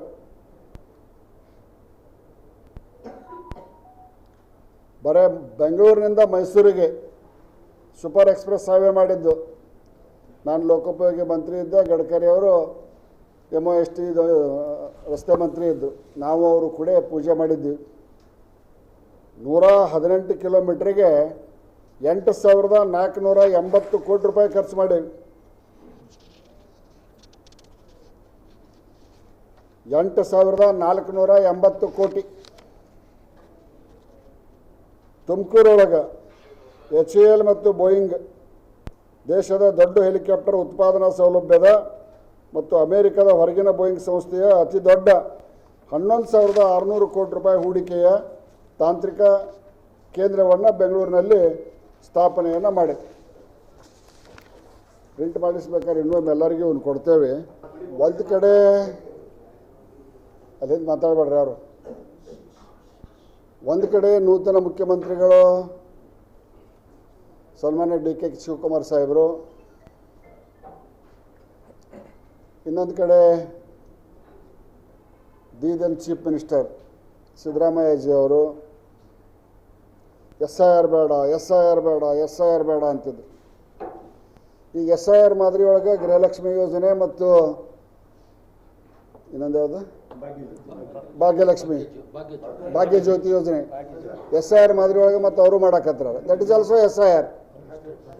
ಅನರ್ಹ ಫಲಾನುಭವಿಗಳನ್ನು ತೆಗೆದೂ ಒಂದು SIR, ಅನರ್ಹ ಮತದಾರನ ತೆಗೆದೂ SIR. ಒಟ್ಟಾರೆಯಾಗಿ ರಾಜ್ಯದ ಆರ್ಥಿಕ ಪರಿಸ್ಥಿತಿ ಸಂಪೂರ್ಣವಾಗಿ ಹದಗೆಟ್ಟಿದೆ. ನೂತನ ಮುಖ್ಯಮಂತ್ರಿಗಳು ಒಳ್ಳೆಯ ಆಡಳಿತವನ್ನು ನೀಡಲಿ ಅಂತ ನಾವು ಶುಭವನ್ನು ಹಾರೈಸ್ತೇವೆ. ಅವ್ರು ಪ್ರಯತ್ನ ಮಾಡಕತ್ತಾರೆ. ಕೊಟ್ಟಂಥ 12 ಮಂದಿ ಮಂತ್ರಿನ ಇನ್ನೂ ಚಂದಂಗೆ ಖಾತೆ ತಗೋವಲ್ರು. ಜನಸೇವೆಯನ್ನು ಮಾಡಾಕ ಯಾವ ಖಾತೆ ಆದ್ರೇನು ಬೇಕಾದ ಖಾತೆಯನ್ನು ಮಾಡ್ಬೋದು.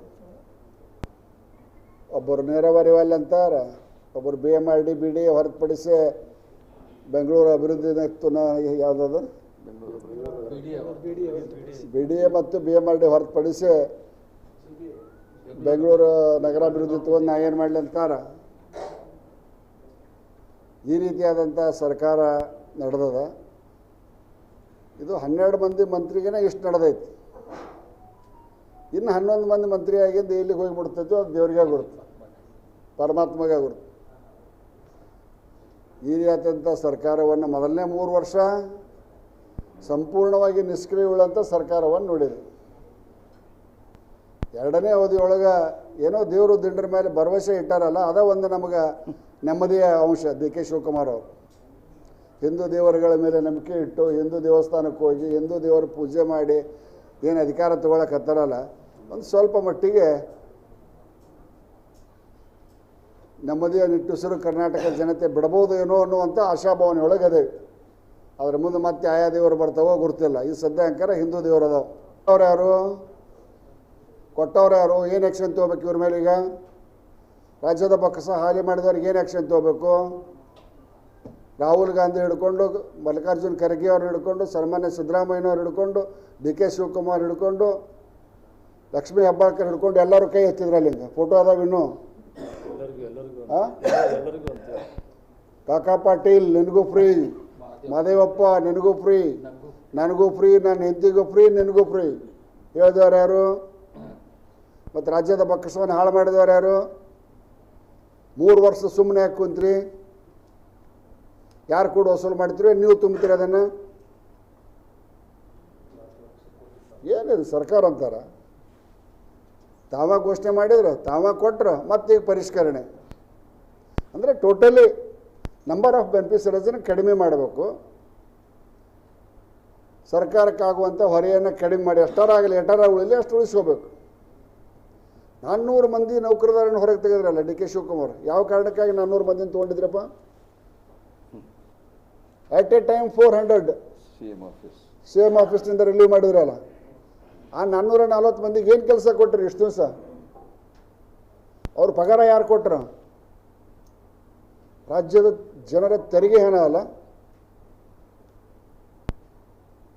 ಒಂದು ಕಡೆ ITBT ಅವ್ರಿಗೆ ತೊಂದರೆ ಕೊಡ್ತೀರಿ, ರಾಜ್ಯದ ಖಜಾನೆಯ ಬೆನ್ನೆಲುಬು ITBT. ಒಂದು ಕಡೆ ಅವ್ರಿಗೆ ತೊಂದರೆ ಕೊಡ್ತೀರಿ, ಇನ್ನೊಂದು ಕಡೆ ಹಿಂಗೆ ಖಾಲಿ ತೂರ್ತೀರಿ. ನಾವು ಬಂದು ತೆಗೆದಿದ್ರೆ ದ್ವೇಷ ರಾಜಕಾರಣ ಅನ್ಬೋದು 450 ಮಂದಿನ. ಅವ್ರ ಪಕ್ಷದ 2ನೇ ಹಂತದ ನಾಯಕ, ಈಗ 1ನೇ ಹಂತ ಅವರೇ ತೆಗೆದ್ರಲ್ಲ. ಇದಕ್ಕೇನು ಹೇಳ್ತೀರಪ್ಪ? ಉತ್ತರ ಯಾರು ಕೊಡೋರು ಇದಕ್ಕೆ? ಹಾಂ, ಸಾಲಂಕಾರ ಮುಗಿದು ಹೋತ್ ಬಿಡು. 5,000 ಕೋಟಿ ಏನಾಗ್ತದ? ನಮ್ಮ ಮಹೇಶ್ ತೆಂಗಿನಕಾಯಿ ಕೇಳಿದ 5,000 ಕೋಟಿ ಇನ್ನೂ ಲೆಕ್ಕ ಕೊಡಲಿಲ್ಲ. 5,000 ಕೋಟಿ ಗೃಹಲಕ್ಷ್ಮಿ 2 ತಿಂಗಳದ 5,000 ಕೋಟಿ ಏನು ಹೋತು, ಎಲ್ಲಿ ಹೋತು? ಐತಂತ ಹೇಳಕ್ಕೂ ತಯಾರಿಲ್ಲ. ಯಾರೋ ಬೇರೆದವ್ರ ಖಾತೆಗೆ ಹೋಗೈತೆ ಅಂತೆ, ನಾವು ಬೇರೆದವ್ರ ಖಾತೆಗೆ ಹೋಗೈತೆ ಅಂತ ನಾನೇನು ಹೇಳೋದಿಲ್ಲ. ಯಾಕೆ ಲೆಕ್ಕ ಕೊಡೋಲ್ರಿ? SC ST ನಿಗಮದ ಹಣವನ್ನು ತೆಲಂಗಾಣ ಚುನಾವಣೆಗೆ ಖರ್ಚು ಮಾಡಿದ್ರಿ. ಇನ್ನೂ 2 ವರ್ಷ ಏನೇನು ನೋಡೋದು ಬರ್ತೈತೆ ಯಾರಿಗೆ ಗೊತ್ತು. ನೋಡ್ರಿ, ನಾವು ನೀವು ಅದೇವಿ ನೋಡ್ಕೊಂತ ಹೋಗು. ಮೇಕೆದಾಟು ಯೋಜನೆ ನಮ್ಮ ರಾಜ್ಯದ ಪ್ರತಿಷ್ಠಿತ ಯೋಜನೆಗಳಲ್ಲಿ ಒಂದು. ಮೇಕೆದಾಟು ಇರ್ಬೋದು, ಕಳಸಾ ಬಂಡೂರು ಇರ್ಬೋದು, ಏನೋ ಇರ್ಬೋದು. ನಾನು ಡಿ ಕೆ ಶಿವಕುಮಾರಲ್ಲಿ ವಿಶ್ವಾಸ ವ್ಯಕ್ತಪಡಿಸ್ತೇನೆ. ರಾಜ್ಯದ ಹಿತಕ್ಕೆ ಧಕ್ಕೆಯಾಗದಂಥ ನಿರ್ಣಯವನ್ನು, ಬೇರೆ ರಾಜ್ಯಗಳ ಮಾತಿಗೆ ಬಲಿಯಾಗುವುದಿಲ್ಲ ಅನ್ನುವಂಥ ಒಂದು ಛಲಗಾರಿಕೆ ಮತ್ತು ಎದೆಗಾರಿಕೆ ಡಿ ಕೆ ಶಿವಕುಮಾರ್ ಅವರಿಗೆ ಐತೆ ಅಂತ ನಾನು ಭಾವಿಸ್ತೇನೆ. ಅದನ್ನು ಅವರು ಕೃತಿಯೊಳಗೆ ತೋರಿಸ್ಬೇಕು. ಅಡ್ಡ ಮತದಾನದ ಬಗ್ಗೆ ಸತ್ಯಶೋಧನಾ ಸಮಿತಿ ಅಂತ ಮಾಡಲೇಬೇಕು. ಅಡ್ಡ ಮತದಾನವನ್ನು ನಮ್ಮ ಪಕ್ಷ ಆಗಲಿ ಯಾವುದೇ ಪಕ್ಷ ಆಗಲಿ ಯಾವ ಕಾರಣಕ್ಕೂ ಕ್ಷಮಿಸುವುದಿಲ್ಲ. ಅಡ್ಡ ಮತದಾನದ ನಿಖರವಾದ ವರದಿ ಬರೋ ಮಟ್ಟಂತ ಯಾವುದೇ ಒಬ್ಬ ಚುನಾಯಿತ ಪ್ರತಿನಿಧಿಗಳಿಗೆ ಅವಹೇಳನ ಮಾಡೋದು ಸರಿಯಲ್ಲ. ಅಡ್ಡ ಮತದಾನ ಇಂಥವ್ರಿಂದ ಆಗೈತೆ ಅನ್ನೋದು ನಿಖರವಾಗಿ ಗುರುತಾದಾಗ ಮುಂದಿನ ದಿನಗಳಲ್ಲಿ ಪಕ್ಷ ಅಂಥವ್ರು ಅಡ್ಡ ಮತದಾನ ಮಾಡಿದವ್ರ ಮೇಲೆ ಕ್ರಮ ತಗೊತೈತೆ. ಆದರೆ ಇದೊಂದು ಸ್ವಲ್ಪ ಕರ್ನಾಟಕದಲ್ಲಿ ಭಾರತೀಯ ಜನತಾ ಪಕ್ಷದ ಶಾಸಕರಿಂದ ಏನು ಅಡ್ಡ ಮತದಾನ ಆಗೈತಲ್ಲ, ಸ್ವಲ್ಪ ಅದು ನೋವಿನ ಸಂಗತಿ. ಮೈತ್ರಿ ಪಕ್ಷದವರು ಅವರವರೆಲ್ಲ ಕೊಡೋರು ಅಲ್ಲ, ಅವ್ರವ್ರ ಹತ್ರ ನಮ್ಮವ ಕ್ರಾಸ್ ಆಗ್ಯಾವ ಅಂತ ಹೆಂಗೆ ಹೇಳ್ತೀನಿ? ಸತ್ಯ ಹೊರಗೆ ಬರಲಿಲ್ಲ. ಯಾರು ಅವ್ರ ಪಕ್ಷದವ್ರು ಮಾಡ್ಯಾರೋ, ನಾವು ಅಲೋಕೇಶನ್ ಮಾಡಿದವ್ರು ಮಾಡ್ಯಾರೋ, ಸತ್ಯ ಹೊರಗೆ ಬರಲಿಲ್ಲ. ಸತ್ಯ ಹೊರಗೆ ಬಂದಿಂದ ತಪ್ಪಿತಸ್ಥರ ಮೇಲೆ ಖಂಡಿತವಾಗಿ ಕ್ರಮ ಆಕೈತೆ. It's A nationalise party. ಯಾರು ಮಾಡ್ಯಾರ ಅಂತ ನಮ್ಗೆ ಗುರ್ತಿಲ್ಲ, ಮಾಡುವವರೆಗೆ ಸರಳ ಕಂಡಿರಬೇಕು. ಬಟ್ ಅದರದ ಪೋಸ್ಟ್ ಫ್ಯಾಕ್ಟ್ರಿ ಏನಂತೀರಿ ನೀವು? ಘಟನೋತ್ತರ ಪರಿಣಾಮ ಭಾಳ ಬೇಕಾರ ಇರ್ತದೆ. ನಾನು ಪಕ್ಷದ ವರಿಷ್ಠ ಮಂಡಳಿಯಲ್ಲಿ ಇಲ್ಲ, ನಾವೊಬ್ಬ ಸಾಮಾನ್ಯ ಕಾರ್ಯಕರ್ತ. ನನಗೆ ತಿಳಿದ ಜ್ಞಾನವನ್ನು ನಿಮ್ಮ ಕೂಡ ಹಂಚ್ಕೊಂಡೇನೆ. ಸತ್ಯ ಶೋಧನೆ ಸಮಿತಿ ಹೊರಗೆ ಬರೋ ಮಟ್ಟ ಸ್ವಲ್ಪ ಟೈಮ್ ಕೊಡ್ರಿ. ಅದು ಹೊರಗೆ ಬಂದಿಂದ ನಾನೇ ಅದಕ್ಕೆ ಉತ್ತರ ಕೊಡ್ತೇನೆ. ಪ್ರೆಸ್ ಮೀಟ್ ಕರೆದು ಸಿ ಟಿ ರವಿ ಅವರ ನೇತೃತ್ವದೊಳಗೆ ಸತ್ಯ ಶೋಧನಾ ಕಮಿಟಿಯನ್ನು ಮಾಡ್ಯಾರ. ಆದರೆ ಯಾವುದೇ ಟೌನ್ಶಿಪ್ಪನ್ನು ಕಟ್ಟುವಂಥ ಸಂದರ್ಭದೊಳಗೆ ಫಲವತ್ತಾದ ಭೂಮಿ ರೈತರಿಂದ ಕಸ್ಕೋಬಾರ್ದು. ಫಲವತ್ತಾದ ಭೂಮಿಯನ್ನು ಕಸ್ಕೋಬಾರ್ದು. ನಾವು ಸಾಬ್ ಇದನ್ನು ಮಾಡಕತ್ತಿದ್ವಿ, ಅದು ಯಾವುದೋ ಫಲವತ್ತಾದ ಭೂಮಿ ಇದ್ದಿದ್ದಿಲ್ಲ. ಪೋಸ್ಕೋ ಅದೊಂದು ನಮ್ಮನೆ ಬರಡು ಭೂಮಿ ಇತ್ತು. ಒಂದು 2 ಚೀಲೋ 3 ಚೀಲೋ ಏನು ಹುಳಿ ಬೆಳೀತಿದ್ರು. 20ರಿಂದ 15 ಅವತ್ತಿನ ಕಾಲಕ್ಕೆ 15ರಿಂದ 20 ಸಾವಿರ ಒಂದು ಎಕರೆಗೆ ಹೊಲ ಮಾರ್ತಿದ್ರು ಅಲ್ಲಿ ಜನ. ಫಲವತ್ತಾದ ಭೂಮಿ ಆಗಿದ್ದಿಲ್ಲ. ಆದರೆ ಫಲವತ್ತಾದ ಭೂಮಿಯನ್ನು ತಗೊಳ್ಳೋದು ಅಷ್ಟೊಂದು ಸೂಕ್ತ ಅಲ್ಲ ಅಂತ ನನ್ನ ಭಾವನೆ. ಬಟ್ ನನಗೆ ನಿಖರವಾಗಿ ಆ ಬಿಡದಿ ಟೌನ್ಶಿಪ್ ಬಗ್ಗೆ ಮಾಹಿತಿ ಇಲ್ಲ. ರಾಷ್ಟ್ರೀಯ ಸ್ವಯಂ ಸೇವಕ ಸಂಘ ಕೇಂದ್ರದ ಮತ್ತು ರಾಜ್ಯದ ಭಾಳ ಜನ ಗೃಹ ಮಂತ್ರಿಗಳನ್ನು ನೋಡೈತಿ, ಭಾಳ ಜನ ಪ್ರಧಾನಿಗಳನ್ನು ನೋಡೈತಿ. ಅದಕ್ಕೆ ಹೆಚ್ಚಿಗೆ ಉತ್ತರಿಸುವಂಥ ಪ್ರಶ್ನೆ ಇಲ್ಲ. ನನಗೊಂದು PWD ರಸ್ತೆ, ನನಗೆ PWD ಮಂತ್ರಿ ಮಾಡಿದ್ರು. ಜಿಲ್ಲಾ ಪಂಚಾಯತಿ ರಸ್ತೆದ ಬಗ್ಗೆ ನಾನು ತಲೆ ಕೆಡಿಸ್ಕೋಬಾರ್ದು, ಲೋಕೋಪಯೋಗಿ ಇಲಾಖೆ ಬಗ್ಗೆ ತಲೆ ಕೆಡಿಸ್ಕೋಬೇಕು. ನೀರಾವರಿ ಸಚಿವರು PWD ರಸ್ತೆ ಬಗ್ಗೆ ತಲೆ ಕೆಡಿಸ್ಕೋಬಾರ್ದು, ರಾಜ್ಯದ ಯೋಜನೆ ಬಗ್ಗೆ ತಲೆ ಕೆಡಿಸ್ಕೋಬೇಕು. ಗೃಹ ಸಚಿವರು ಇಲಾಖೆ ಬಗ್ಗೆ ತಲೆ ಕೆಡಿಸ್ಕೋಬೇಕು. ರಾಜ್ಯದಲ್ಲಿ ಹದಗೆಟ್ಟಂಥ ಕಾನೂನು ಸುವ್ಯವಸ್ಥತೆ, ಎಲ್ಲೆಂದರಲ್ಲಿ ಓಸಿ ಮಟ್ಕ, ಹಳ್ಳಿಯಲ್ಲಿ ಕಿರಾಣಿ ಅಂಗಡಿ ಒಳಗೆ ಬೀರು, ಬ್ರ್ಯಾಂಡಿ, ವಿಸ್ಕಿ, ಡ್ರಗ್ಸ್, ಮೈಸೂರಲ್ಲಿ ಡ್ರಗ್ಸ್ ಪತ್ತೆ ಆಯ್ತು. ಎಲ್ಲ ಶಾಲೆ ಕಾಲೇಜ್, ದೊಡ್ಡ ದೊಡ್ಡ ಪ್ರತಿಷ್ಠಿತ ಶಾಲೆ ಕಾಲೇಜುಗಳು ಅವರದೊಳಗೆ ಡ್ರಗ್ಸ್ ಸಿಗ್ತೈತೆ ಅನ್ನುವಂಥ ಮಾಹಿತಿ ಆಗಿಂದಾಗ ಮತ್ತು ಮಾಧ್ಯಮಗಳ ಮುಖಾಂತರ ಕೇಳಿ ಬರ್ತೈತೆ. ಇವನ್ನೆಲ್ಲ ಕಂಟ್ರೋಲ್ ಮಾಡಿ ನಾನೊಬ್ಬ ದಕ್ಷ ಗೃಹ ಮಂತ್ರಿ ಅನ್ನೋದನ್ನು ಯುವ ನಾಯಕರಾದಂಥ ಪ್ರಿಯಾಂಕಾ ಖರ್ಗೆ ಅವರು ತೋರ್ಪಡಿಸ್ಬೇಕು. ರಾಷ್ಟ್ರೀಯ ಸ್ವಯಂ ಸೇವಕ ಭಾಳ ಮಂದಿ ಗೃಹ ಮಂತ್ರಿ ನೋಡಿದ್ದು, ನೀವು ಹತ್ತಿರ ಕೂಡ 11ನೇದವರು. ಜವಾಹರ್ಲಾಲ್ ನೆಹರು ಅವರು ರಾಷ್ಟ್ರೀಯ ಸ್ವಯಂ ಸೇವಕ ಸಂಘವಾದ ಗಣವೇಶದೊಳಗೆ ಜನವರಿ 26ರ ಮಾರ್ಚ್ ಪಾಸ್ಟ್ನೊಳಗೆ ಪಾಲ್ಗೊಳ್ಳೋಕೆ ಅವಕಾಶ ಕೊಟ್ಟಿದ್ದರು. ಯಾವ ಪಕ್ಷದವರು? ಪ್ರಿಯಾಂಕಾ ಖರ್ಗೆ ಯಾವ ಪಕ್ಷದವರು? ಭೂಕಂಪ, ನೆರೆ ಪರಿಹಾರ, ಪ್ರಕೃತಿ ವಿಪಕ್ಕ ಯಾರದೇ ರಿಕ್ವೆಸ್ಟ್ ಇಲ್ಲ ಮೊದಲು ಹೋಗಿ ನಿಲ್ಲೋರು ಯಾರು? ಸ್ವಯಂ ಸೇವಕ ಸಂಘದ ಕಾರ್ಯಕರ್ತರು. ಅದಕ್ಕೆ ಭಾಳ ಏನೋ ಒಂದು ಹೇಳಿ ನಾ ದೊಡ್ಡ ಮಟ್ಟದೊಳಗೆ ಹೈಲೈಟ್ ಹಾಕೀನಿ ಅಂತಂದ್ರೆ ಅದು ಬೂಮ್ರಂಗ್ ಆಕೈತಿ, ತಿರುಗಿ ಅವ್ರಿಗೆ ಬಡಿತೈತಿ. ಗೃಹ ಇಲಾಖೆ ದೊಡ್ಡ ಇಲಾಖೆ, ಹಲವಾರು ವಿಷಯಗಳದಾವೆ.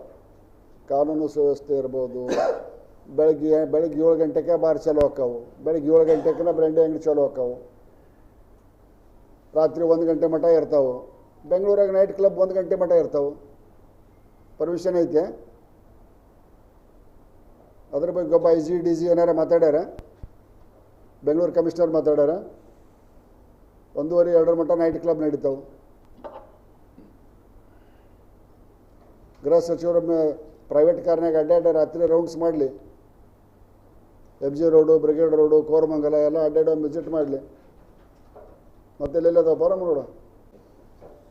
ಹವಾಮಾನ ತಜ್ಞರ ವಿಶ್ಲೇಷಣೆಯನ್ನು ಕೇಳಿದ್ರೆ ಭವಿಷ್ಯ ಗಂಭೀರ ಐತಿ. ತೀವ್ರ ಬರಗಾಲವನ್ನು ಎದುರಿಸುವಂಥ ಸಂದರ್ಭ ಬರ್ತೈತಿ ಅನ್ನುವಂಥ ವಾತಾವರಣ ಇವತ್ತಿನವರೆಗೆ ಐತಿ. ಜುಲೈ 21ರ ನಂತರ ಸ್ವಲ್ಪ ವೇಗವನ್ನು ಪಡಿತೈತಿ ಅನ್ನುವಂಥ ಮಾಹಿತಿ ಕೂಡ ಐತಿ. ಜುಲೈ 21ರ ನಂತರ ವೇಗವನ್ನು ಪಡಿಲಿಕ್ಕಂದ್ರೆ ರಾಜ್ಯ ಮತ್ತು ಕೇಂದ್ರ ಸರ್ಕಾರಗಳು ಎರಡೂ ರೈತರ ಸಹಾಯಕ್ಕೆ ಬರಬೇಕಂತ ನಾನು ಮನವಿ ಮಾಡ್ತೇನೆ. ಕೇಂದ್ರದಿಂದ ಏನು ಪರಿಹಾರ ಬರಬೇಕು ಅದನ್ನು ತರಿಸಲಿಕ್ಕೆ ನಮ್ಮ ರಾಜ್ಯದಿಂದ ಹೋದಂಥ MPಗಳು, ನಮ್ಮ ರಾಜ್ಯದಂಥ ಸಚಿವರು, ಮಾಜಿ ಮುಖ್ಯಮಂತ್ರಿಗಳ ಸಹಾಯವನ್ನು ಪಡ್ಕೊಂಡು ಕೇಂದ್ರದ ಮೇಲೆ ಒತ್ತಾಯವನ್ನು ಹಾಕ್ತೀವಿ. ಸಲಹೆ ಕೊಡ್ಬೋದು, ಪಾಲ್ಸವ್ರು ಯಾರವರು ಸಲಹೆ ಬೇಕಾದಷ್ಟು ಕೊಡ್ಬೋದು. 3 ವರ್ಷ ಕೊಟ್ಟೆ, 1ರ ಪಾಲ್ಸರ್ ಮೊದಲು ಕೃಷಿ ಸಚಿವರು ಯಾರು ಅವರ ಖಾತೆ ವಹಿಸ್ಕೊಳ್ತೀವಿ, ಆಮ್ಯಾಗ ಸಲಹೆ ಕೊಡೋಣ.